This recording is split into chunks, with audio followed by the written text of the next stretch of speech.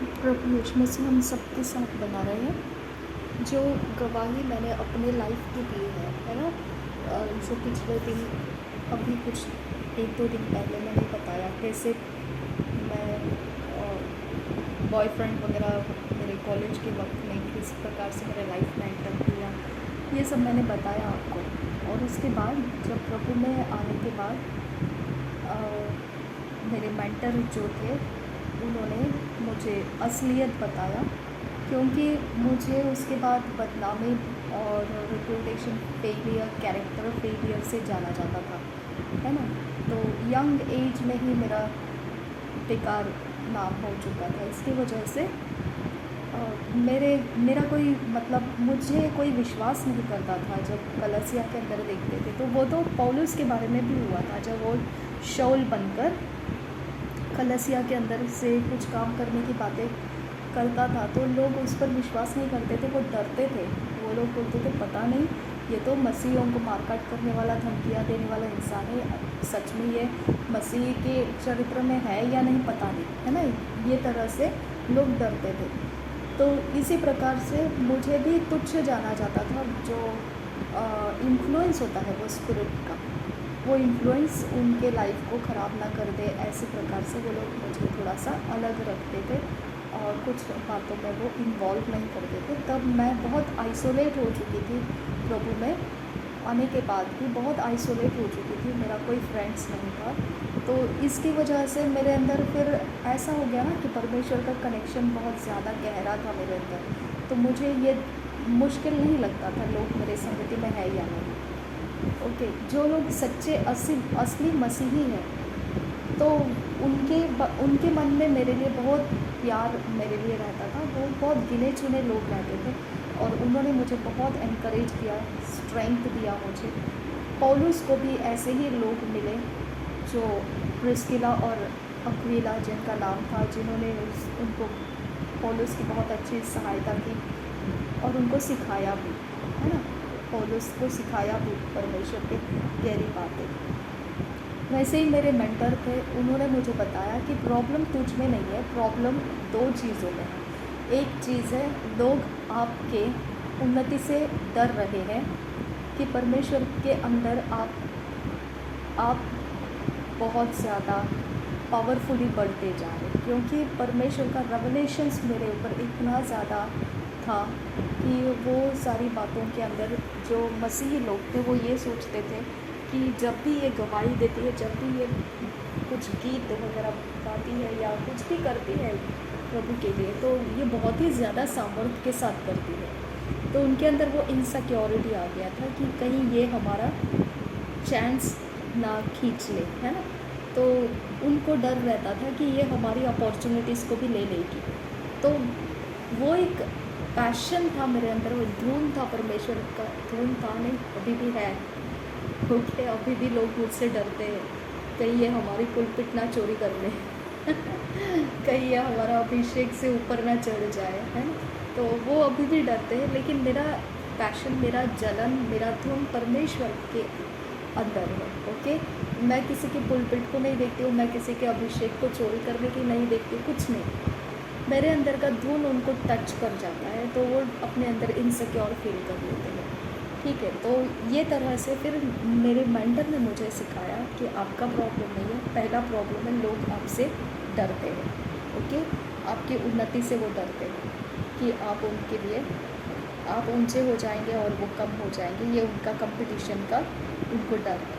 और दूसरी बात उन्होंने मुझे बताया, जो बॉयफ्रेंड वगैरह होना, ये ईवल स्पिरिट कहाँ से कैसे एंटर करते हैं, और आप परमेश्वर के दया में हो, इसके लिए आप परमेश्वर की तरफ अपने आप को लेकर आते थे और वो पश्चातापी हृदय के साथ आप परमेश्वर के संगति में बातें करते थे। इसकी वजह से आपको परमेश्वर का डायरेक्शंस मिलता गया, आप उद्धार में आ गए और आप परमेश्वर के आगे आप और उनकी बातों को समझ जाएंगे इसके आगे क्या क्या है। तो उन्होंने मेरे से वो सारा पिछले दिनों की बातों का पश्चाताप करवा दिया है।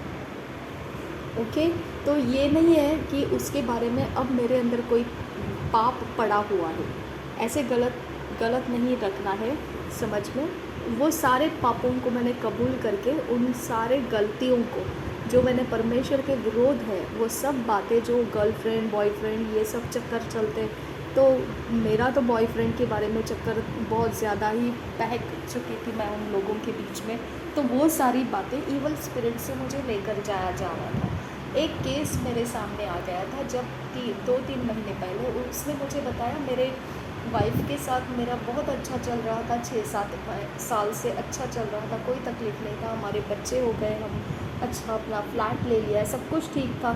लेकिन एक लड़का बीच में आ गया और वो पता नहीं मेरे वाइफ को कैसे उसने बहका दिया। अभी वो उसके पीछे जा रही है, ओके, और वो उसकी संगति में है। तब मुझे बहुत गहराई से मेरे मेंटर में बताए हुए सारे टीचिंग्स याद आ गए, ओके। और वो याद आने की वजह से मैंने उनको बोला कि प्रॉब्लम आपके वाइफ का नहीं है, आप वो इंसान जो ईवल पावर के अंदर है वो जानते हुए एंटर किया है, ओके। क्योंकि कोई भी इंसान परमेश्वर का जो जन है वो कभी भी दूसरे परमेश्वर के जन को कभी हानि नहीं करेगा जब तक ईविल पावर बीच में नहीं आता है, ओके। एक भाई है, एक बहन है, मसीही परिवार में है, प्रभु यीशु मसीह को जानने वाले लोग हैं, ओके। वो एक दूसरे को शरीर के तरफ अट्रैक्ट कभी नहीं करेंगे until and unless evil power उनके बीच में आ जाए, ओके।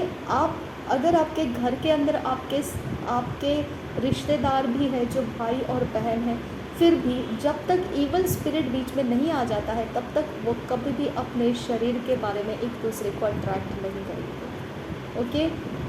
कितने सारे गलत केसेस हम देखते हैं कि मम्मी के साथ बेटे का रिश्ता है, गंदा रिश्ता है, भाई बहन के बीच में गंदा रिश्ता है, या फिर ऐसा कितने सारे चीज़ें हम देखते हैं कि पति है लेकिन पत्नी दूसरे के पास ध्यान ज़्यादा है, या पति दूसरे औरतों की तरफ ज़्यादा आकर्षित रहता है। ये सारी चीज़ें बिना ईवल स्पिरिट्स के नहीं होती है, ओके। जब तक वो ईवल स्पिरिट नहीं है तब तक आप सब कुछ ठीक करोगे, लेकिन जैसे वो ईवल स्पिरिट एंटर होने लगता है अपना आपा इंसान खो देता है। मेरे बारे में वैसा ही हुआ था जब मैंने जानबूझ के ईवल पावर यानी जानबूझ के मैंने बॉयफ्रेंड का चक्कर अपने ऊपर ले लिया था।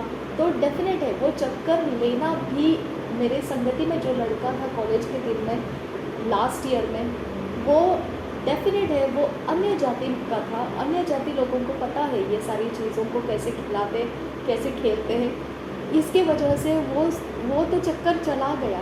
मैं मसीह में हूँ, मुझे चक्कर चलाना तो नहीं आता था, लेकिन मैं उस चक्कर में फंस जाना तो हो गया मेरे से, है ना। और मैंने अपना एक इरादा देखा कि छोड़ो जाने तो क्या इतना मतलब कॉशियस रहना है अपने बारे में, it's okay, life is life, ऐसा मैंने अपने आप को फ्री रखा था। लेकिन मैं कभी भी अपने लिमिट को पार नहीं करती थी, ये एक परमेश्वर का अनुग्रह था मेरे ऊपर, ओके। और हमारा बहुत बड़ा ग्रुप था, इसकी वजह से ये सारी बातों को हम लोग इतना इम्पोर्टेंस नहीं देते थे। हमको पता था ये आज हाँ है, कल के दिन वो टूट जाएगा, ओके। तो इसके लिए हम लोग गर्ल्स के अंदर, हम मेरे साथ जो लड़कियां थी और जो लड़के थे वो जानते थे ये सब बातों को, ओके। तो इसके लिए हम लोगों को इतना सीरियस नहीं लगता था कोई भी बात, इट्स ओके, जहाँ तक चल रहा है जाएगा, नहीं तब निकल जाएगा अपने लाइफ से। हमको पता था हमको करियर बनाना है, ये सब फालतूगिरी में नहीं पड़ना है। तो इसके लिए हम लोगों को पता था जहाँ तक हम इसको लेकर जा सकते हैं लेकर जाना है, जब नहीं चाहिए तब इसको बता देना है, नहीं it's not going to work out, okay. तो आगे जाने के बाद में ये ईविल स्पिरिट जो है, फिर मुझे मेरे जिस जगह में मैंने अभी जॉब करना स्टार्ट किया था, क्योंकि मैं एंट्रेंस एग्ज़ाम्स देती थी तो मुझे कुछ अर्निंग चाहिए था। मैंने सोचा कि बीएससी का डिग्री लेके अब आगे एंट्रेंस के लिए 1-1.5 साल मेरा जाने वाला है। साल में एक ही बार एंट्रेंस एग्ज़ाम्स होता था मास्टर्स इन कंप्यूटर एप्लीकेशन का, तो अभी तो बहुत चीप हो चुका है, कहीं से भी आप एमसीए कर सकते हैं। तो पहले वैसे नहीं था, टफ़ था उसके अंदर एंट्रेंस, तो वो चीज़ें मेरे लिए टाइम गंवाने की हो जाती थी। इसके लिए मैंने जाकर एंट्रेंस के साथ साथ जॉब पकड़ लिया था, और नज़दीक ही जो केमिकल इंडस्ट्रीज़ रहते हैं, MIDCs रहते हैं, तो उसके अंदर जाके मैंने अपना रिज्यूम दिया था। मैं सिलेक्ट हो गई थी और मेरा वहाँ पे जॉब स्टार्ट हो गया था। फिर वहाँ पर भी वैसे हो गया, कलीग्स के बीच में वो स्पिरिट्स काम कर गया, ठीक है। और वो मेरे लिए कोई इम्पोर्टेंस नहीं था। मैंने आपको बता दिया था, पत्थर दिल जैसे इंसान की तरह मैं बर्ताव करती थी, चाहे जो जितना सीरियस हो वो उसकी गलती है। ओके, उसको इतना दिमाग नहीं है कि जब तक अपने पेरेंट्स समझा नहीं देते तब तक वो काम होते नहीं हैं। इतना भी उसकी अक्ल नहीं चलती है, तो उसके लिए मेरा कोई उसके अंदर कोई दोष नहीं है। ओके, वो अपने चैलेंजेस को उठा रहा है तो उठाने दीजिए, नो प्रॉब्लम। तो इस तरह से था। अब यहाँ से आगे जाने के बाद में ये स्पिरिट ने वहाँ छोड़ दिया मुझे, क्योंकि वहाँ पे भी मैंने अपना रास्ता सही कर लिया था। उसके बाद मैंने दूसरे कंपनी में जॉइन किया। फिर मैं फार्मास्यूटिकल्स में चली गई, क्योंकि फार्मास्यूटिकल्स में सैलरी ज़्यादा मिलती है। तो इसके लिए मैंने इंडस्ट्रीज़ को छोड़ दिया, फार्मास्यूटिकल्स में फील्ड वर्क करना स्टार्ट किया था, मेडिकल रिप्रेजेंटेटिव का, क्योंकि मुझे सैलरी इंक्रीज़ करना था। तो वहाँ मैंने कुछ महीने बिताए। वहाँ उसके आगे फिर वहाँ पे भी हम लोगों को जो फील्ड वर्क वगैरह होता था उसके ट्रेनिंग्स वगैरह दिए जाते थे। तो वहाँ पे भी कुछ ऐसे ही 1-2-3 दिन के अंदर कुछ ऐसी चीज़ें हो गई कि फिर किसी ने मुझे एक्सेप्ट किया और वहाँ से हम निकल गए। वहाँ से फिर हमारे फील्ड चेंज हो गए, वो कोई और स्टेट का था, मैं कहीं और स्टेट की थी, तो वो बन नहीं पाया। लेकिन वो स्पिरिट ने वहाँ पर भी ट्राई किया। आगे निकलने के बाद फिर धीरे धीरे एक समय आ गया, ओके, कि मेरा प्रभु में आना हो गया उसके बाद, ठीक है। यानी 97 से लेके 2001 तक, 97 को मेरा बीएससी ख़त्म हो गया था और 98 से 2001 तक ये सब गड़बड़ी ऐसे होता गया। ओके, ज़्यादा नहीं हुआ, लेकिन फिर भी ये अटैक, वो स्पिरिट मुझे कहीं ना कहीं तो अंदर लेने की कोशिश कर रहा था उसके ट्रैप में, लेकिन मैं उसके ट्रैप में फंसी नहीं। ओके, तो आगे चलने के बाद 2001 में तो बहुत बड़ा मिरेकल हो गया परमेश्वर की ओर से।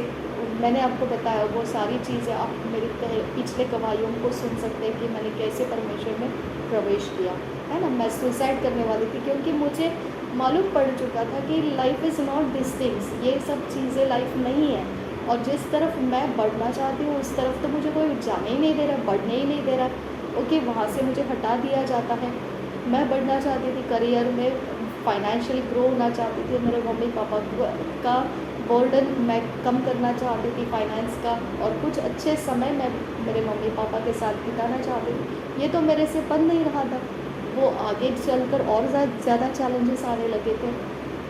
तो ये सारी चीज़ों में मैं अपने आप को सुसाइड करने की सोचने लगी थी, और वो टाइम मैंने सारे गवाहियों में दिया है कैसे मैं प्रभु में आ गई। प्रभु में आने के बाद मेरा लाइफ एकदम डिफरेंट हो गया, क्योंकि मेरा जो प्यार था, यानी कि जो रोमांटिक लोग मुझे समझ रहे थे कि मैं उनके संगति में कोई रोमांटिक लाइफ चक्कर चला दूँ और कुछ अपने आप को उनके हाथों में दे दूँ, वो तो नहीं करना था मुझे।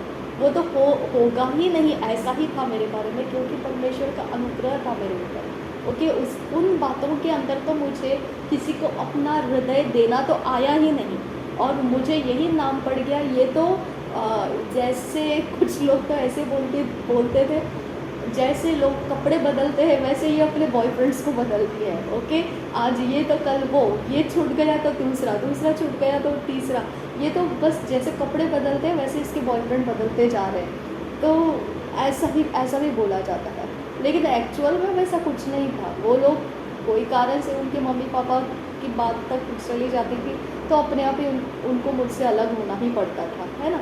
तो मेरे लिए तो वो एक एक्सक्यूज़ हो जाता था, बस अब तो तेरा लाइफ अलग है, मेरा लाइफ अलग है ना।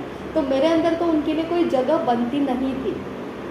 लेकिन जब मेरे बचपन से, मैंने आपको बताया, मेरे मम्मी के गर्भ के अंदर रहते हुए ही मम्मी ने जीसस को मेरे हार्ट के अंदर स्पेस बना के दिया था। तो मैंने मम्मी को ये भी बोला था, जब मेरे मैरिज का सोचने लगे थे मम्मी पापा, तब मैंने मम्मी को ये भी बोला था, मम्मी मेरे हार्ट के अंदर जीसस के अलावा कोई बैठता नहीं है। ओके, तो मैं और एक इंसान को कैसे क्या मेरे हार्ट को शेयर करने दूँ? मेरे हार्ट के अंदर से वो डेडिकेशन निकलता नहीं है। हालेलुया। तो मेरे अंदर से वो डेडिकेशन ही नहीं है, वो इंसान का रिस्पेक्ट नहीं रहेगा मेरे अंदर। और जीसस की तरफ मेरा ज़्यादा रिस्पेक्ट है, तो उनको लगा शायद से मैं नन्स वगैरह होने की सोच रही हूँ। तो जैसे ही मैं प्रभु में आ गई तो वहाँ पे भी सेवकाई ऐसे थी बिना मैरिज के। तो 2-2.5 साल के लिए तो वो लोगों ने भी, सेवकाई वालों ने भी वही सोचा कि शायद से इसके ऊपर ना अनॉइंटिंग ऐसा है कि ये बिना मैरिज के ही सेवा करने वाली है। तो उन्होंने मुझे उनके संस्था के अंदर लेने की कोशिश की सेवकाई के, लेकिन मैंने वहाँ पे भी काम नहीं किया, क्योंकि उसके बाद मुझे वहाँ से बाहर निकलना पड़ा, मिशनरी वर्क के लिए मुझे बाहर जाना पड़ा। तो वो चर्च के साथ मेरा कनेक्शन ब्रेक हो गया, और वहाँ से मेरा मिशनरी काम जब शुरू हुआ तो जरमिया 1 चैप्टर का वो 10-11 वचन मेरे ऊपर काम कर गया। 9-10-11 वचन मेरे ऊपर काम कर गया। मुझे दर्शन का अभिषेक मिल रहा था, मतलब शुरू हो गया था। वो ऑलरेडी गिफ्ट मुझे बोल दिया गया था। जैसे ही बैप्टिज्म हो गया, सब कुछ मेरे बारे में वो प्रॉफिट ने बता दिया था। आप मिशनरी काम के लिए रहेंगे, 2-2.5 साल के बाद आप निकलोगे काम करने के लिए, आपको परमेश्वर सिखाएगा। तो वो टाइमिंग में उन्होंने बोला था आपको विशंस का वरदान परमेश्वर ने दिया है, पवित्र आत्मा आपकी अगुवाई करेगा, आपको सिखाएगा और वो सारे स्ट्रेंथ देगा जो आपको ज़रूरी है काम करने के लिए। तो वहाँ से मेरा जो डिक्लेयर किया था ऑलरेडी प्रॉफिट ने, वैसे ही मेरा 2-2.5 साल के बाद में शुरू हो गया, और वहाँ पे मुझे वचन दिया गया है जरमिया 1 चैप्टर का 9-10-11। ओके, अब इसके बाद ये जो 2.5 साल के बाद जब मुझे वो वचन मिला, उसके बाद 1.5 समझ लीजिए, या कुछ महीने, 7-8 महीने ही समझ लीजिए, मुझे एक जगह पे एक जैसा हॉल्ट लेते हैं ना थोड़ा सा, वैसा मुझे एक जगह पे एक कलसिया में हॉल्ट लेना पड़ा। और उस कलसिया की अनस्टेबिलिटी इतनी ज़्यादा थी कि उनके अंदर के रगड़े झगड़े ही इतने ज़्यादा थे कि मैं उनके बीच में रुक नहीं पा रही थी। मेरा ऑलरेडी तैयार हो रहा है बर्तन, और उसके बीच में ये पास्टर इसके साथ लड़ रहे, वो पास्टर इसके साथ लड़ रहे, वो कभी ये पास्टर ज़बरदस्ती प्रचार करने के लिए आ जाते थे, दूसरे पास्टर को इंसल्ट कर देते थे, फिर वो गुस्से हो जाते थे, वो ही नहीं आते थे। तो मेरा 7-8 महीना मुझे समझ में नहीं आ रहा था मैं हूँ कहाँ पर। ओके, और फिर कलीसिया के अंदर कौन वर्शिप लेगा, कौन प्रचार करेगा, ये समय शुरू हो गया। तो मैंने अपने आप को बस, मैंने बोला क्या है पता नहीं, लेकिन हमको समय निकालना है, आगे जाना है। तो मैं सोच में पड़ी थी अब आगे करना क्या है। ओके, उसके बाद मैंने मिशनरी वर्क स्टार्ट करने के बाद मेरा चर्चा होने लगा। ओके, यानी कि 2005 तक, 2001 तक तो मेरा हो गया। ओके, 2001 तक तो मेरा प्रभु में आना हो गया। फिर 2.5 साल तक मुझे कोई टेंशन नहीं आया। उसके बीच में मुझे जॉयस मेयर इंट्रोड्यूस हो गए, गॉड्स टीवी इंट्रोड्यूस हो गया। वहाँ से फिर मेरे अंदर ही अंदर डेवलपमेंट शुरू हो गया, सब कुछ ठीक था। ओके, लेकिन एक समय आ गया, समझ लीजिए 2005 के आगे, ऐसा 2005 से ऐसा एक समय आ गया कि मसीही लोगों के बीच में मेरी चर्चा होने लगी। ओके, कोई मतलब क्या किस प्रकार की चर्चा है मुझे ही समझ में नहीं आया। ओके, लेकिन एक तरह से माहौल ऐसा था कि मतलब मुझे वो लोग नहीं चाहते थे कि मैं उनके बीच में रहूं। ओके, तो मैं सोच में पड़ गई थी वो मेरे से हुआ क्या है इनको, कि ये लोग ऐसे क्यों करते हैं, क्योंकि मुझे तो उनसे कोई इंटरेस्ट नहीं था। मेरा तो काम ही अलग था, मेरा परमेश्वर के संगति का समय ही अलग जा रहा था। मैं जो स्टडी करती हूँ, मैं जो परमेश्वर से प्राप्त कर रही हूँ, वही मैं सबके साथ शेयर कर रही हूँ। मेरे पास अलग तो कुछ है नहीं है ऐसा कि वो लोग मुझे रिजेक्ट करें। तो वो लोगों ने ऐसा एक अपना ग्रुप बना दिया था, इसको हमारे ग्रुप में नहीं लेने का, ग्रुपिज्म स्टार्ट कर दिया था। मैंने बोला इट्स ओके, नो प्रॉब्लम, लेकिन मेरे अंदर ना क्वेश्चन आने लगा। मैंने बोला क्या प्रॉब्लम है, मेरे से क्या गलती हो गया, मैं समझ नहीं पा रही थी, और मैं आइसोलेटेड होती जा रही थी। और एक समय इतना डेंजर आ गया था कि एक इंसान ने मुझे बोला कि वो तो विडो था, और उसका मम्मी और मेरी मम्मी फ्रेंड है, टीचर से। तो मेरे मम्मी के सामने उसने ऐसी ही बात कर दी थी। तो मेरे मम्मी ने बोला मुझे कोई नहीं, लेकिन उसकी मर्ज़ी है, अगर उसको ठीक लगा तो वो आपके बेटे को एक्सेप्ट कर सकती है। उनके भी 2 बच्चे थे छोटे। तो मुझे वो प्रपोज़ल आने के बाद मैंने बोला क्या प्रॉब्लम है, प्रभु में है, इट्स ओके, आपकी फ्रेंड है, आप देखिए, अगर उनको ठीक लगा तो ठीक है, नहीं लगा तो नहीं, कोई बात नहीं है। तो वहाँ से वो लड़के ने मुझे मेरे मेंटर के पास भेजा। जब वो मेरे मेंटर नहीं थे, वो उनके पास्टर थे। वो मेंटर बनने का वजह यही था। वो लड़के ने मुझे उनके पास भेजा कि आप मेरे पास्टर जी से बात करो, ताकि आपकी पर्सनल लाइफ के ऊपर वो बात कर सके और फिर हमको हेल्प कर सके। अगर ये होना है तो हो जाएगा। ओके, वहाँ पर मैं चली गई तो उन्होंने मेरा सारा स्टोरी सुना।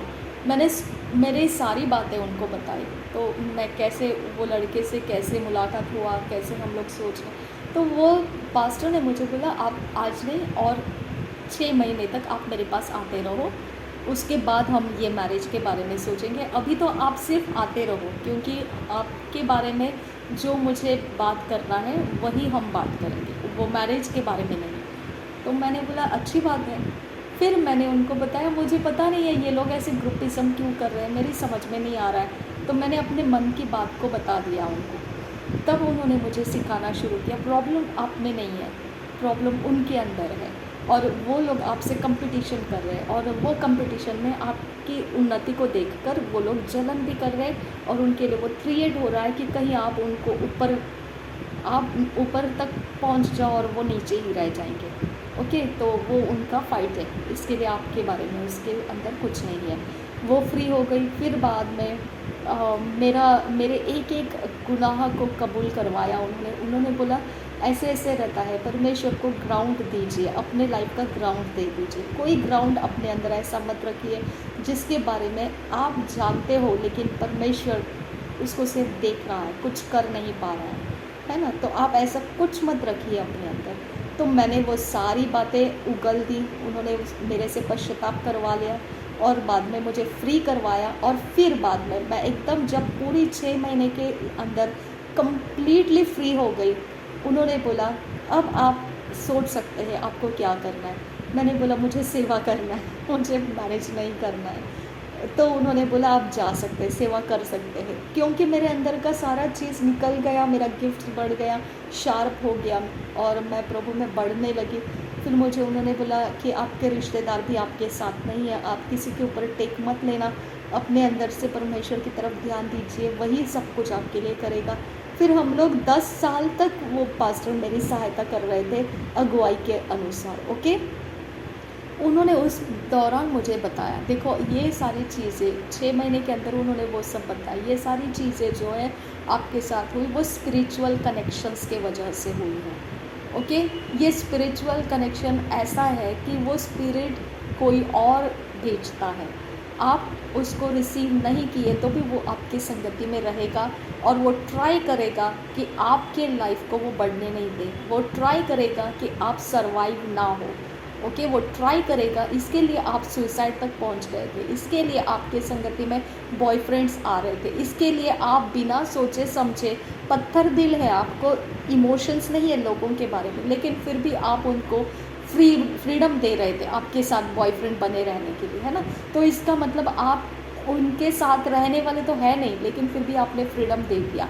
तो वो स्पिरिट देख रहा था कहीं ऐसा भी हो जाएगा कि आप उनके हाथों में फंस जाओगे और स्पिरिट काम कर जाएगा। ओके, तो वो काम नहीं हुआ, परमेश्वर आपके साथ था, इसकी वजह से कोई भी गलत काम आपसे नहीं हुआ, परमेश्वर ने वो होने नहीं दिया। तो ये सारी चीज़ें मेरे मम्मी पापा के प्रेयर्स भी मेरे ऊपर ज़्यादा लगते थे, क्योंकि वो जानते थे कि इसको समझ नहीं है, कोई इसको फंसा ना दे, है ना। तो ये सारी चीज़ें काम कर गई, परमेश्वर ने मुझे संभाल के रखा। लेकिन स्पिरिट काम करता है ये मुझे वहाँ से समझ में आ गया। उन्होंने मुझे प्रॉफिट टीबी जोशुआ के वीडियोस बताए, टेस्टिमनी के वीडियोस बताए, लोग टेस्टिमनी देते वक्त बता रहे थे कैसे चार्म काम करता है, कैसे ताबीज़ें काम करता है, कैसे प्रकार के अनॉइंटिंग्स, ओके, जो ऑयल रहता है, इवल ऑयल भी रहते हैं, ओके, वो कैसे काम करते हैं, इवल वाटर कैसे काम करता है, इवल कपड़े कैसे काम करते हैं, इवल स्पिरिट कैसे चार्ज करके लोगों के लाइफ के अंदर भरे जाते हैं, लोग अपने बॉडी के अंदर कैसे चार्ज करते हैं अपने आप को।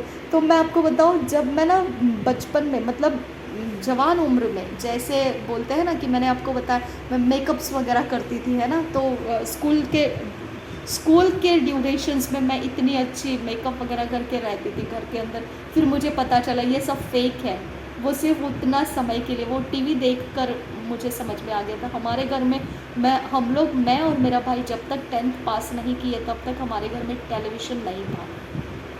मम्मी ने कभी भी हमको अलाउड नहीं किया था टेलीविज़न घर में रखने का। ओके, वो हमारे सारे एग्ज़ाम्स होने के बाद में, 10th होने के बाद में जब मेरे कज़िन ब्रदर का नौकरी लग गया था तब उन्होंने बोला मैं गिफ्ट करूँगा, आप लेना है तो लीजिए टीवी। वो हमारे साथ रहता था, इसकी वजह से उसकी वजह से मेरे मम्मी ने परमिशन दिया कि आपको क्रिकेट वगैरह देखना है तो उसके लिए आप ले सकते हैं। तो हमने सबसे पहला वो BPL टीवी ले लिया था, कलर टीवी। ओके, इसके ये इस तरह से है हमारे लाइफ का। ओके, तो यहाँ पे आपको समझ में आना चाहिए कि ये सारी चीज़ों के बीच में हम परमेश्वर के संगति में चलते वक्त, परमेश्वर के आनंद में बढ़ते वक्त हम नहीं जानते हैं कि स्पिरिट्स कौन से हमारे लाइफ का इस्तेमाल कर रहे हैं, हम नहीं जानते। ओके, ऐसे ऐसे लोग हैं जो मेरी हेल्प कर सकते हैं, लेकिन उनके लाइफ के अंदर आप जाके अगर पूछोगे ना, आप इसको क्यों हेल्प नहीं करते, आप तो जानते हैं इसकी हालत क्या है मम्मी नहीं होने के वक्त में, तो आप इसको हेल्प क्यों नहीं करते हैं। ओके, तो वो लोग बताएंगे आपको, एक एक कारण बताएंगे, हम ये कारण से नहीं कर रहे, हम वो कारण से नहीं कर रहे, हम ऐसे इसके लिए नहीं कर रहे।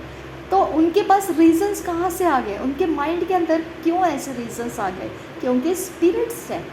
ओके, ये स्पिरिट्स उनके साथ जो स्पिरिट्स है, मेरे साथ जो स्पिरिट्स है वो फाइट में है।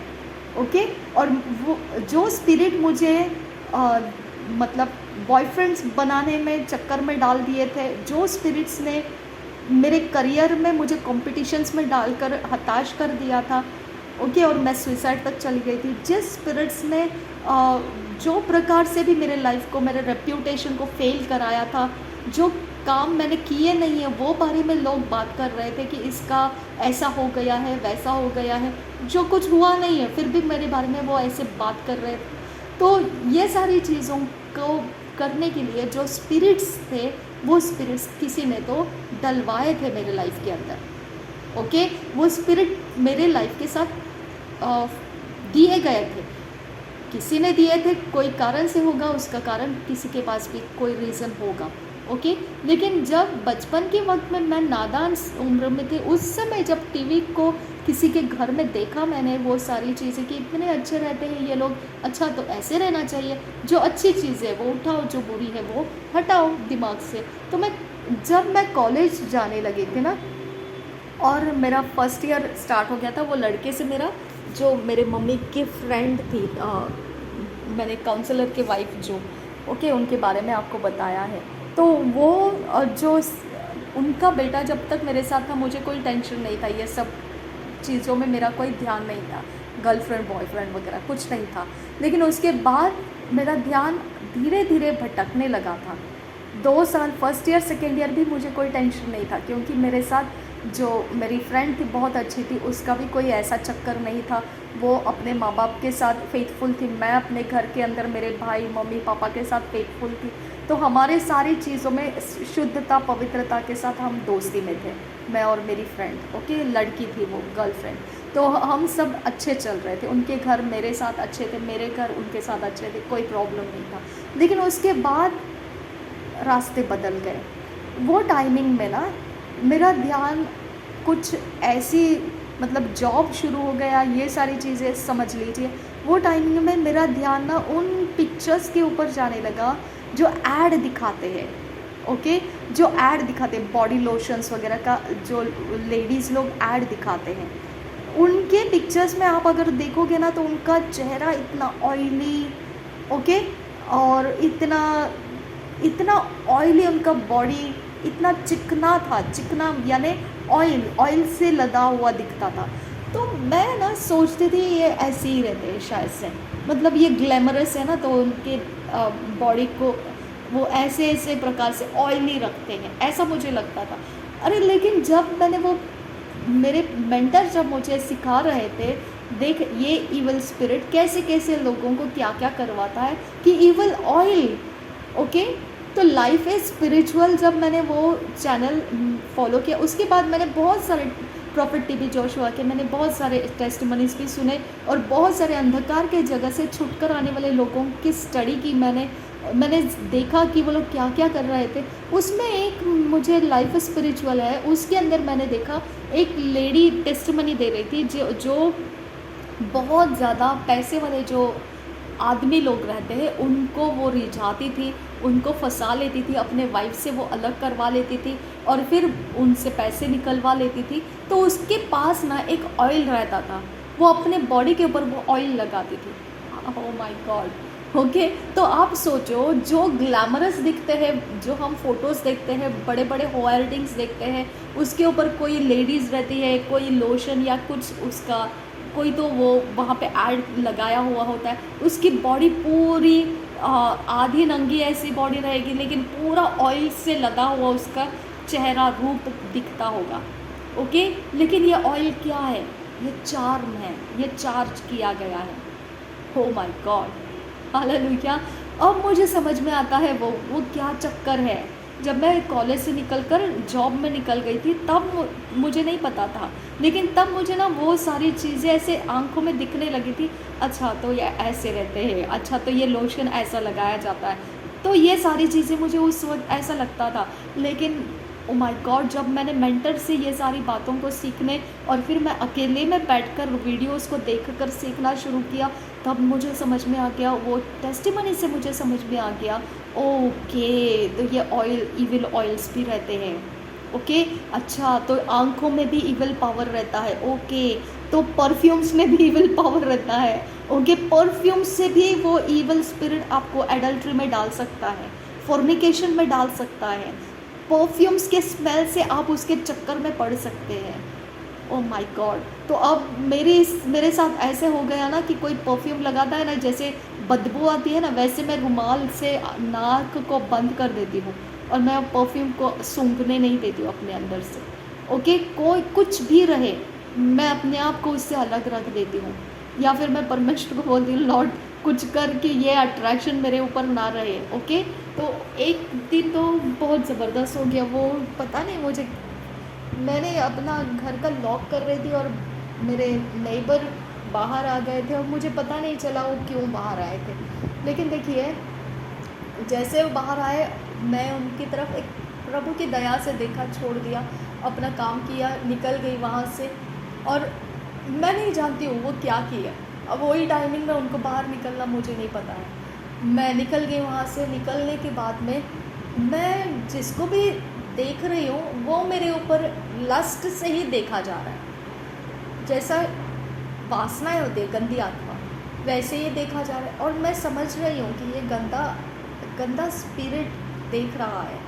ओके, लेकिन मैं कुछ नहीं किया, मुझे क्या लेना देना है, वो उनकी प्रॉब्लम है, अब मैं क्या समझूँ उसको, है ना। लेकिन जैसे ही मैं अपने एक प्रेयर की जगह पर पहुंची, वहाँ पर एक इंसान कुछ काम से मेरे नज़दीक आ गया था। वहाँ पहुँचते ही उसको भी मैं समझ गई, इसको भी फील हो रहा है कि कुछ गंदा आत्मा है।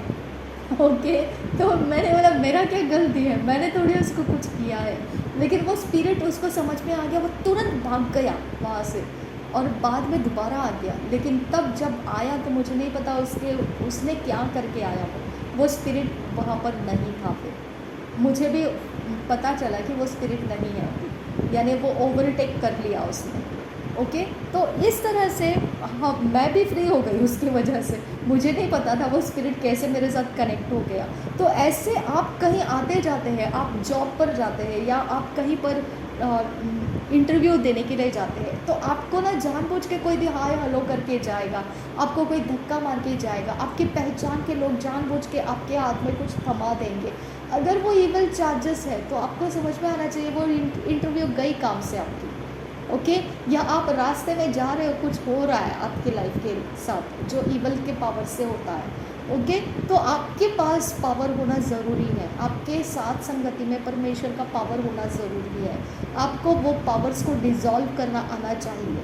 ओके, आपको वो पावर्स को हटा देना आना चाहिए। आपके ऊपर परमेश्वर का अनुग्रह देने वाला स्वर्गदूत होने की ज़रूरत है, क्योंकि आप नहीं जानते हैं कि क्यों आपको लोग हेल्प नहीं कर रहे। दुनिया में बहुत सारे हैं लोग जो आपको बिना कोई पूछे भी आपको हेल्प कर देंगे, लेकिन ये स्पिरिट्स का कनेक्शन से जो आपको मार डालना चाहता है, ओके, जो आपको तंगी में रखना चाहता है, जो आपको बैड लक में रखना चाहता है, जो आपको आपके हस्बैंड या वाइफ की बनने नहीं देता है, जो आपके बच्चों का भटकाना कर रहा है, जो आपके लाइफ को कहीं ना कहीं बुरा असर रहने के लिए कोशिश में लगा रहता है, ओके, ये स्पिरिट्स है, ये आप परमेश्वर में है, आप परमेश्वर की सारी बातों की योजनाओं को समझता है, आप सब कुछ अच्छे से कर रहे हैं, आप सब कुछ भले कामों में, सब कुछ ठीक है, लेकिन फिर ये सारे टूटी हुई अवस्था कहाँ से है?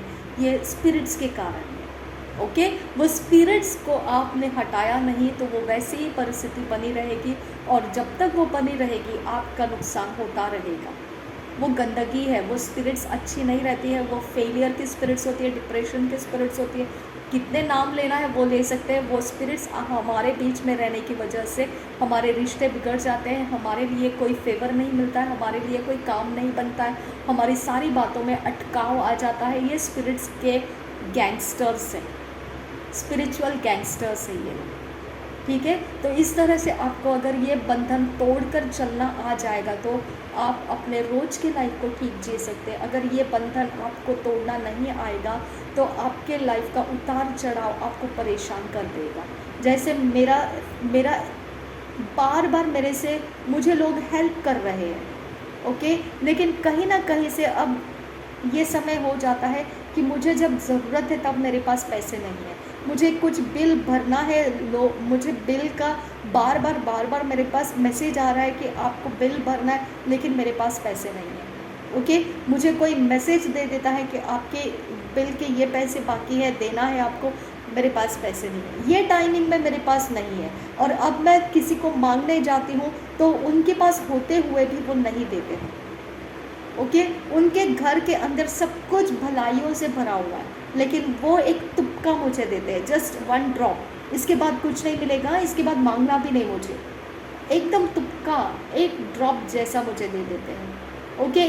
बहुत मुश्किल से रोते रोते देते हैं, ओके। तो ये स्पिरिचुअल अटैक है, समझा, ताकि ये स्पिरिचुअल के दबाव के नीचे जाकर आप फंसे रहकर सरवाइव नहीं कर पाओगे, आप आगे बढ़ नहीं पाओगे। इसके चिंता के कारण आप ऐसे कोई ऑप्शंस उठा लोगे जिसके अंदर से आप जाओगे तो और ज़्यादा नुकसान हो जाएगा, ओके। तो आपको फोर्स में डाला जाता है कि आप ऐसा कुछ करो जिसके अंदर आप जाओ तो नुकसान में पड़ जाओगे, ओके, नहीं तो फिर बैठे रहो, आपका नुकसान हो जाएगा।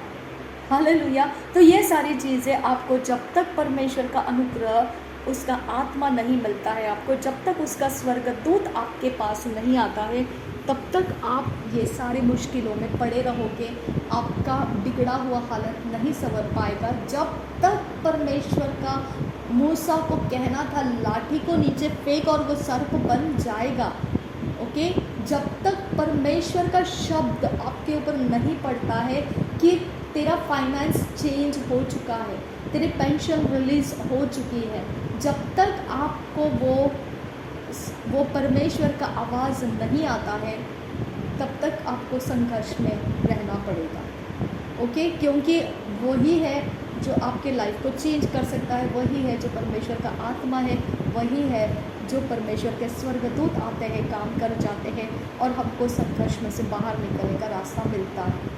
जैसे मेरे मम्मी की पेंशन जो पापा की ओर से मिल रही थी, वो संघर्ष ख़त्म हो गया, हमको पेंशन्स मिलने लगे, हमारे हालात बदल गए, हमने अपना खुद का घर खरीद लिया, मम्मी का लाइफ मैंने बहुत अच्छे से संभाला, क्योंकि हमें डबल पेंशन्स हो गया, मम्मी का भी पेंशन था और पापा की भी पेंशन मिल रही थी, तो हमने बहुत लोगों की हेल्प की, परमेश्वर ने एकदम फ्लरिशिंग लाइफ हमको दे दिया, ओके। हम ज़रूरतमंदों को कभी नहीं भूलते थे, हर जगह में हम खुद होके जाकर पूछते थे, जहाँ पर हमको समझ में आ जाता था तो हम खुद होके पूछते थे क्या हम आपकी सहायता करना है, कुछ है आपकी लाइफ में ऐसा जो हम कर सकते हैं, तो हम खुद होके पूछ लेते थे उनको, ओके।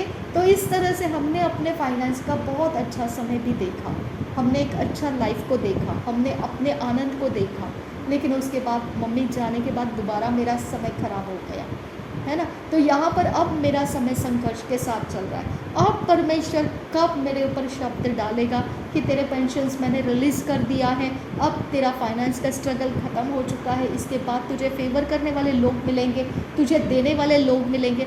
जब तक मेरे ऊपर ये शब्द परमेश्वर का उस समान नहीं आता है कि तू लाठी डाल नीचे और वो सर्प बन जाएगा और तू उसे उठा और वो दोबारा लाठी बन जाएगी, जब तक परमेश्वर का ऐसा क्रिएट करने वाला शब्द मेरे ऊपर नहीं पड़ता है, मेरे संघर्ष बने रहेंगे। ओके, वो स्पिरिट्स बने रहेंगे। ओके, जब वो स्पिरिट्स निकल जाएंगे और परमेश्वर के स्पिरिट्स वहाँ पर आ जाएंगे, तब ही रास्ता खुलता है, तब ही काम बनते हैं, तब ही चमत्कार होते हैं, तब ही आपका सब कुछ होता है। आपके गर्भ ठहरने लगेंगे, आपके बिजनेस चलने लगेंगे, आपके फेलियर्स निकल जाएंगे, आपके डिप्रेशंस निकल जाएंगे। ओनली व्हेन, कभी होगा जब परमेश्वर का आत्मा और जब परमेश्वर का स्वर्गदूत आपको कैच करेंगे, लोकेट करेंगे, तब तक कुछ नहीं हो सकता है। तब तक सिर्फ बोलो और सुनो, बस इसके अलावा कुछ नहीं हो सकता है। कोई पत्ता नहीं हिलेगा, कोई प्रकार की ज़मीन नहीं हिलेगी, कुछ नहीं, उसके आगे तक नहीं हिलेगी जब तक कि परमेश्वर का आत्मा एंटर नहीं करता है, जब तक कि परमेश्वर का स्वर्गदूत एंटर नहीं करता है, कुछ नहीं चीज़ें बदलेगी। समझ में आ गया। मुर्दकई के लिए परमेश्वर ने उस राजा को बेचैन कर दिया, वो सो नहीं पाया। ओके, और उसने ऐसे बेचैनी में जाकर पुराने वक्त की किताबों को खोला और उसके अंदर देखने लगा, तब पता चला उसको मुर्दकई नाम का कोई इंसान है जिसने भलाई की थी और उसके रिवॉर्ड उसको मिले नहीं हैं। और उसके ही ऊपर उसने चर्चा कर दी, उसने बोला उस इंसान को बुलाओ, इसकी भलाई के बदले में इसको रिवॉर्ड क्यों नहीं किया गया, उसको रिवॉर्ड करना गया। हालेलुया। तो आप एस्तर को भी देख सकते हैं। एस्तर की छड़ी को छूने का राज क्या था कि राजा ने उसकी ही छड़ी को छूने का समय कब आया, जब वो प्रार्थना में थी, जब वो उपवास में थी। जब तक वो स्पिरिट नहीं उतरता है, जब तक वो स्वर्गदूत नहीं आता है, आपके सिचुएशंस बदल नहीं सकती है। ओके, इसके लिए वचन क्या बोलता है, दिन और रात बोलते रहो, दिन और रात प्रार्थना करते रहो। आप नहीं जानते हो कौन से समय की प्रार्थना काम कर जाएगी, कौन से समय का बीज बोना आपका फसल में उग आएगा, आप नहीं बोल सकते। लेकिन फिर उतने समय तक आप जो कर रहे हैं ना, आपको ऐसे लगता है कि क्या करना है, अब और कितना समय और कितने समय तक। मेरी मम्मी 3-4 साल तक मेरे पापा के बाद 2009 के बाद 2010-11 के आसपास उन्होंने पेपर्स दे दिया था पापा के पेंशन का मम्मी को मिलने के लिए। वो 3-4 साल तक उसको चक्कर कटवाए थे। हमको डर लगता था कहीं ये चक्कर कटवाते समय इसका कुछ बुरा ना हो जाए, क्योंकि उसको ट्रैवल करना पड़ता था। ओके, इतने दूर तक उसको ट्रैवल करके अकेले जाती थी, हिम्मत नहीं छोड़ती थी। वो ऐसे परमेश्वर को जानती थी कि अगर मेरा परमेश्वर कर सकता है तो बस मुझे मेहनत डालने की ज़रूरत है, फसल लाने का काम वो करेगा। ओके, वैसे ही उसने इस घर का रजिस्ट्रेशन के लिए इंतज़ार किया था। अगर मैंने मेहनत किया तो परमेश्वर फसल देने का काम करेगा, और आया उसका फसल। ओके, लेकिन जब उसके संघर्ष इतने ज़्यादा थे कि मुझे रोना आ गया, तब मैंने परमेश्वर से बोला, लॉर्ड नहीं, ये सही नहीं है, क्योंकि तो तेरे आत्मा से करता है, तेरे स्वर्गदूतों से हो जाते हैं काम। इसके लिए कौन सा आइडल बीच में पड़ा है, उस आइडल को गिरा दे।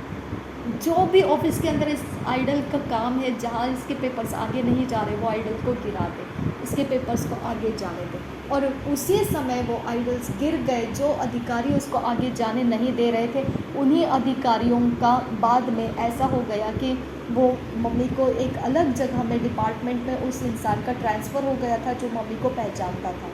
वो डिपार्टमेंट में मम्मी का सामना हो गया उस इंसान के साथ, और वहाँ से मम्मी के पेपर्स उन्होंने उठा लिए और इतने स्पीड में काम कर दिया। उसने जुलाई में ले लिया पेपर हाथ में, दिसंबर में सीधा लेटर ही भेज दिया। वो लेटर भेजने का इतना ज़्यादा प्रेशर में भेज दिया कि उसने थोड़ा भी उसको छोड़ा नहीं। उसने वहाँ तक देखा कि उस ऑफिस के डेस्क के ऊपर से कुरियर में डालने तक, कुरियर के ऑफिस में जाना, उधर तक उन्होंने ध्यान रखा। उधर भी फ़ोन करके पूछा, आया क्या लेटर, आ गया क्या, हाँ ठीक है, यहाँ से किधर गया, उधर किधर गया, उधर किधर गया, हाँ ठीक है, इसके हाथ में आया क्या, हाँ अभी आ गया तो मुझे बोल दिया सीधा।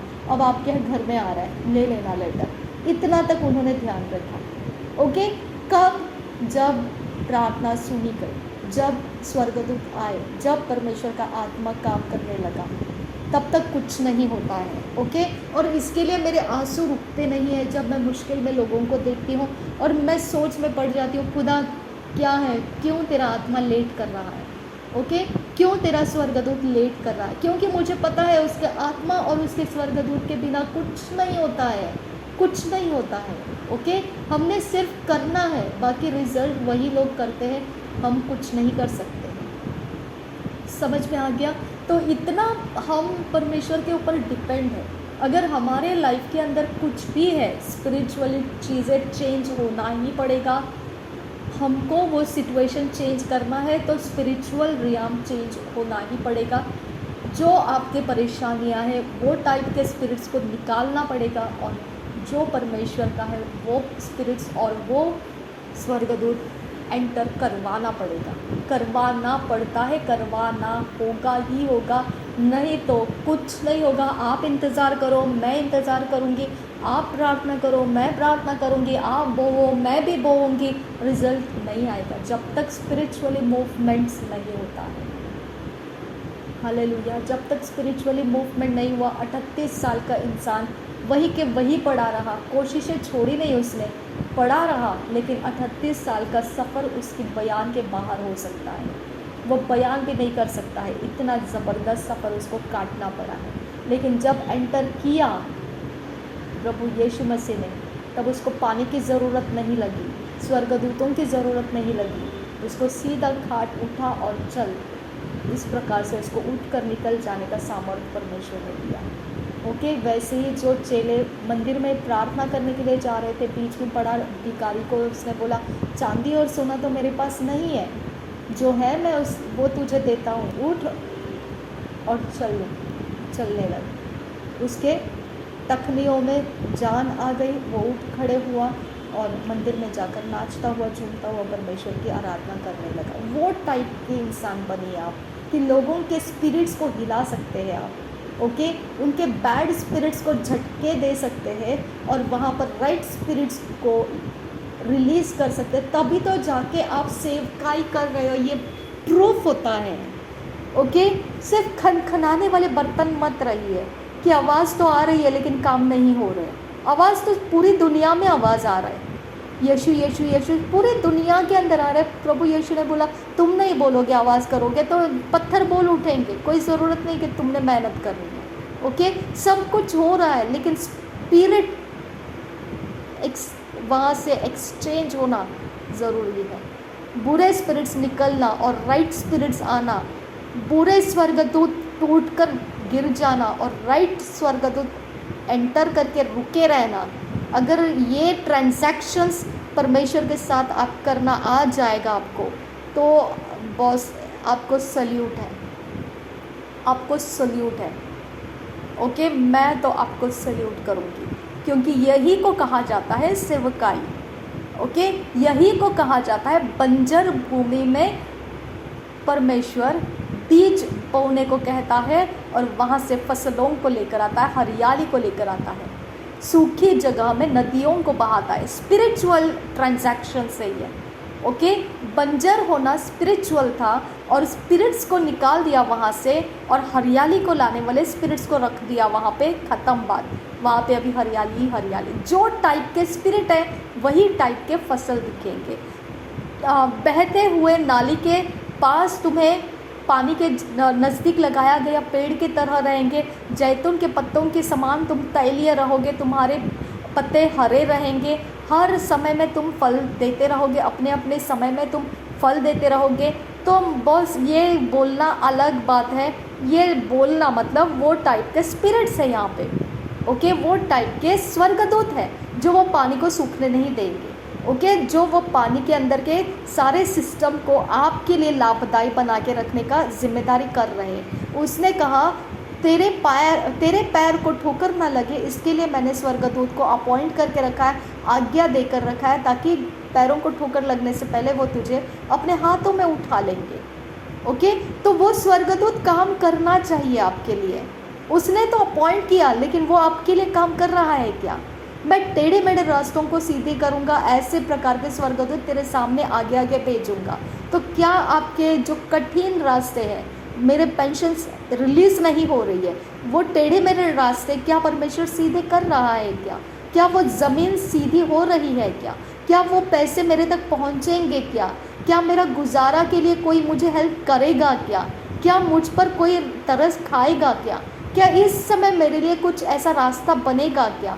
ओके, तो जब तक वो स्पिरिट्स आप हटाते नहीं हैं, तब तक वो नहीं होने वाला है। ओके, जब आप वो स्पिरिट्स को हटाएंगे, जब वो स्वर्गदूतों को हटाएंगे जो रॉन्ग है, जो आपको सूखा रख रहे हैं, जो आपको मरने के लिए फोर्स डाले हैं, जो आपको सरवाइव करने का मुश्किल है, आपको लाइफ जीने का, तो रॉन्ग डिसीशंस लेके आपको आगे बढ़ना पड़ेगा, रॉन्ग अपॉर्चुनिटीज़ को आपको हाथ में लेना पड़ेगा। ऐसा करके जाएंगे तभी आप बर्बाद होएंगे, उनको पता है। इसके लिए वो आपके सर्वाइवल को मुश्किल करके रखेंगे। तो आपने क्या करना है? परमेश्वर को बोलना है, बस नहीं होता है तेरे से तो छोड़ ना बात को, लेके चल मुझे। हालेलुया। लेकिन अगर बनता है तो तेरे राइट स्पिरिट दे मुझे, ओके, ताकि मुझे जो अभी की ज़रूरत है पूरी कर पाऊँ मैं। ओके, तो बोल ना, तू बोल तो सही, तेरे स्वर्गदूत दे तो सही, तब तो मैं कुछ कर पाऊँगी। अगर नहीं करेगा तो मेरे लिए कोई है नहीं रास्ता आगे बढ़ने का, तो बस ये बात ही ख़त्म हो जाता है। जब सर्वाइव नहीं कर पाएंगे तो रास्ता कहाँ पर है? कुछ भी नहीं है, फुल स्टॉप लगा हुआ है। हालेलुया। लेकिन मैं रॉन्ग ऑप्शंस नहीं उठा सकती हूँ, मैं कोई भी ऐसी अपॉर्चुनिटीज़ नहीं उठा सकती हूँ जो तेरे रास्ते से भटका देगा मुझे, जो तेरे रास्ते से हटा के मुझे दुनियादारी के रास्ते में लेकर जाएगा। नो नो नो, मैं नहीं कर सकती हूँ, वो मुझसे नहीं होगा वो। ओके, मुझे अनुग्रह कर, जो राइट स्पिरिट है मुझे दे। तेरे पास कोई घटी नहीं है, तेरे पास कोई कमी नहीं है, तू मेरा चरवाहा है, मेरे लिए तू मार्ग बनाता है। जहाँ मार्ग नहीं वहाँ पर तू मेरे लिए मार्ग बनाता है। तेरे स्वर्गदूत मनुष्यों के भेष में आते हैं और वो सहायता करते हैं, लोगों की मार्गदर्शन करते हैं। तू मेरे लिए मनुष्यों को, इस पृथ्वी के ऊपर स्वर्गदूतों को भेज मनुष्य के रूप में, मेरी सहायता कर, मेरे लिए ये ज़रूरत है। ओके, जब तक परमेश्वर आपकी आवाज़ का जवाब नहीं देता है, आपका सिचुएशन चेंज नहीं हो सकता। समझ में आ गया? इसके लिए आपको जिम्मेदारी के साथ सेवकाई करना है कि आप स्पिरिचुअल शिफ्ट करने वाले लोग बनना है। देखिए, स्पिरिचुअल शिफ्ट का मतलब ये नहीं है कि आप ना, ये एक आसान तरीका है परमेश्वर के प्रेजेंस को महसूस करा देना, बस हो गया काम, आप स्पिरिचुअल शिफ्टर्स हैं। नहीं, ऐसा मत समझो। उनके लाइफ के अंदर के रिजल्ट्स चेंज होते हुए दिखना चाहिए। हालेलुया। जैसे आपको पता है, मैंने बताया मेरे अंदर हार्ट का ट्रबल, मुझे पेन शुरू हो गया था और मैं ऐसे हालात में गई थी जहाँ पर मेरा कुछ नहीं होने वाला है अभी, है ना, जस्ट दी एंड लगना है, बस थोड़ा कुछ समय बाकी है, उसमें मेरे काम कर दूँ, मेरी जो चिंताएं हैं मैं उधर दे दूँ और मैं फ्री हो जाऊँ, है ना। तो वहाँ मैं ये सोच कर गई थी ब्रांच के अंदर पहले ही दिन, और आई कैसे, अब कैसे है, उछलती हुई, कूदती हुई, नाचते हुए, झूमते हुए, यहाँ से प्लेटफॉर्म चेंज करती हूँ, वहाँ जाती हूँ, वो ट्रेन छोड़ देती हूँ, ये ट्रेन पकड़ने के लिए उधर जाती हूँ, उधर से इधर जाती हूँ, फ़र्क नहीं पड़ता है मुझे।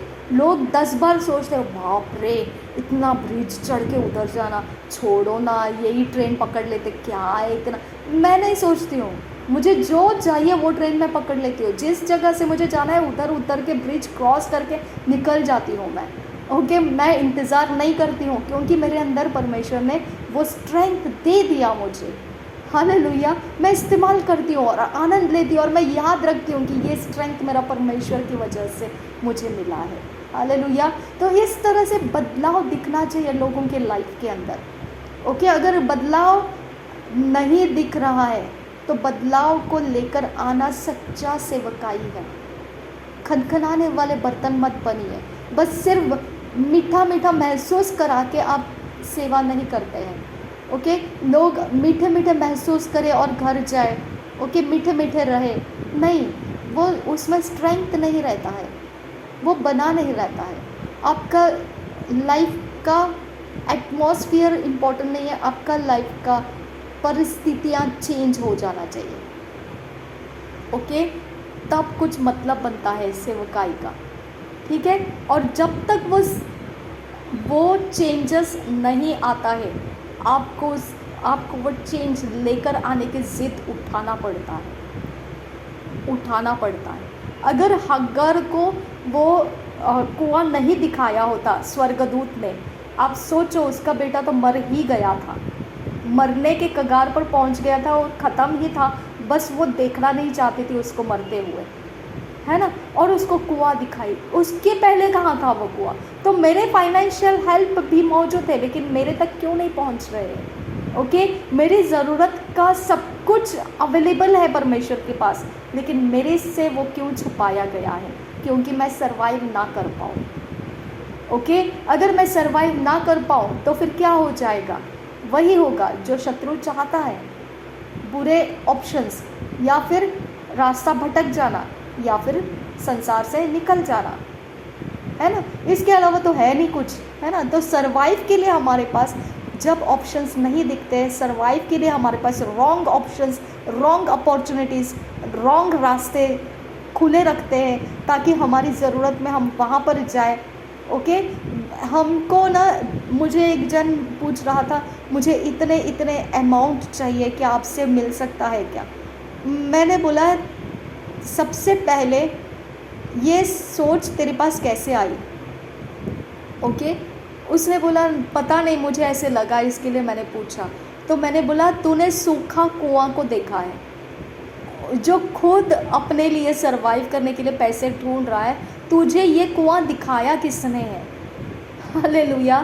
तो उस वक्त मैं सोचो उसके आंखों को मैं क्यों दिखाई दी, धोखा खा गया वो, है ना। तो वैसे ही मेरी आंखों को मेरे आत्मिक बेटियां ही दिखाई देती है, और जबकि वो मुझे नहीं देना चाहती है, फिर भी मैं उनको मांगती हूँ, मुझे चाहिए, बहुत मुश्किल से मुझे मिल जाता है, ओके। वो भी रोते रोते, अगली बार नहीं मांगना, मेरे पास नहीं रहने वाला है, होते हुए भी वो लोग उनके पेरेंट नहीं देना चाहते। वो बोलते हैं क्या फालतूगिरी है, हमको क्या दूसरा कुछ है नहीं क्या, इनके ऊपर हमने उंडेलते रहना है क्या, ऐसे उनका सोचना है। उनका कुछ भी सोचना रहे, उनकी मर्जी है।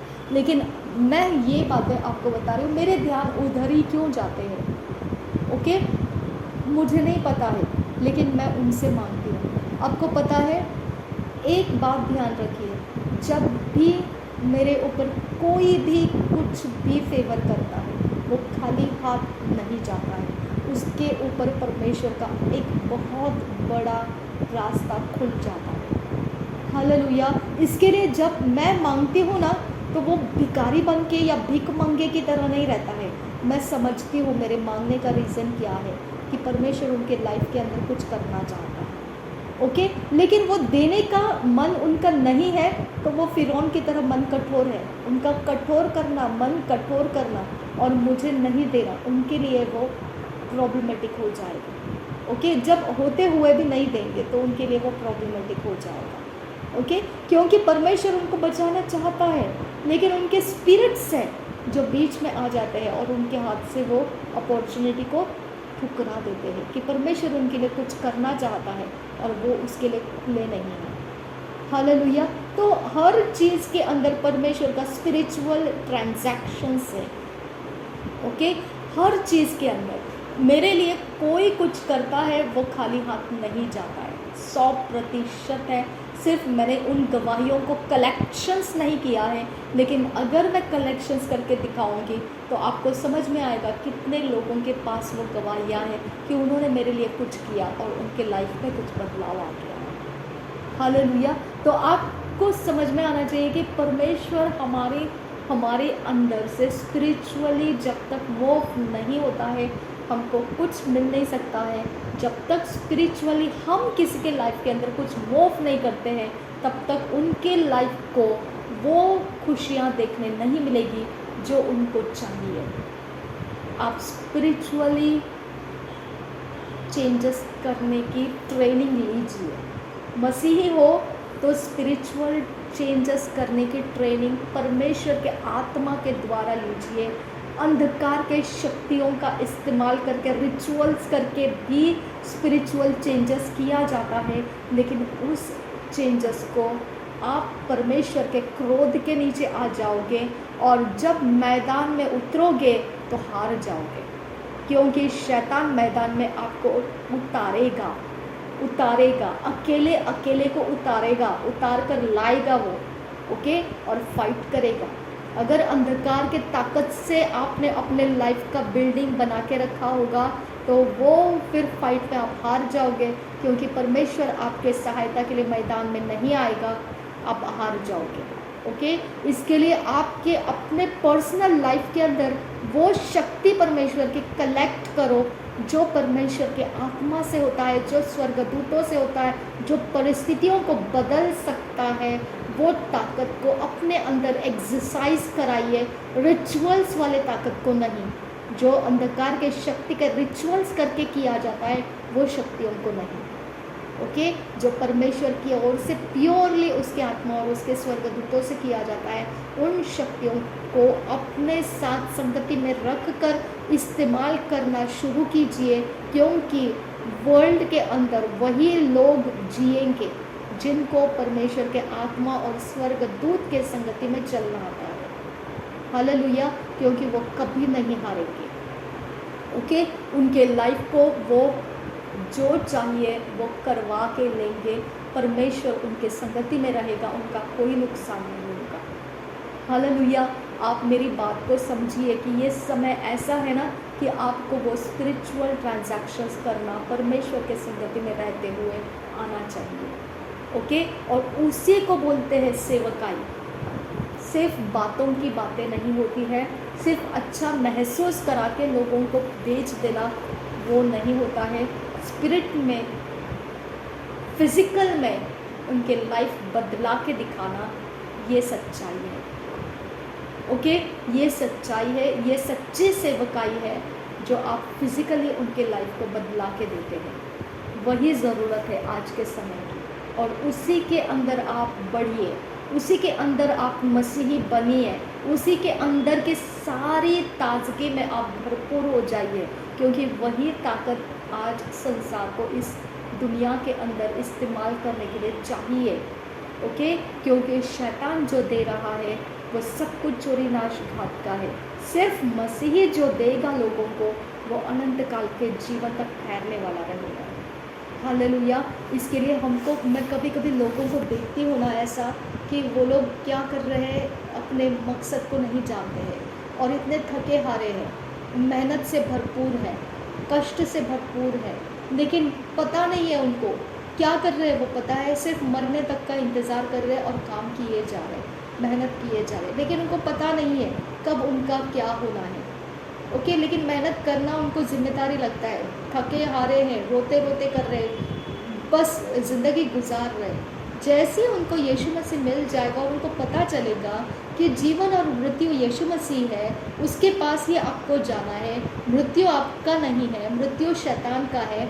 आप मृत्यु से पार हो चुके हैं और आपको बस जीना है, वो परमेश्वर की सेवकाई करते हुए जीना है और लोगों को प्रभु यीशु मसीह का सुसमाचार देते हुए जीना है, लोगों के जीवन परमेश्वर के नज़दीक लाना है। जब वो समझेंगे, डेस्टिनी को समझेंगे कि वो अनंत काल के जीवन में जा रहे हैं, तो वो सारा सफ़र उनको मुश्किल नहीं लगेगा, मजबूरी नहीं लगेगी।